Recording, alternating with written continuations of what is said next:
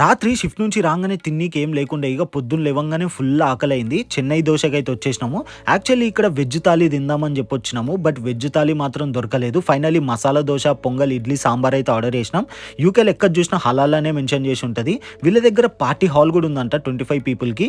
మన మసాలా దోశ అయితే వచ్చేసింది. మధ్యలో మసాలా ఉందా లేదా అని చెప్పి చెక్ చేస్తున్నా. ఒక బయట తీసుకొని నోట్లో పెట్టుకున్నా. బట్ సర్వనా భావన్ కన్నా చాలా బెటర్. నాకైతే నచ్చింది. సాంబార్ చూస్తురు కదా పొగలు ఎట్లొస్తున్నాయో. టేస్ట్ విషయానికి వస్తే నేను చెప్పలేనబ్బా, అమృతం లాగుంది. నాకైతే ఫుల్ నచ్చింది. ఇక పొంగల్ కూడా వచ్చేసింది. పొంగల్ నుంచి గీ స్మెల్ వస్తుంది. అందులో జీడిపప్పు కూడా వచ్చింది.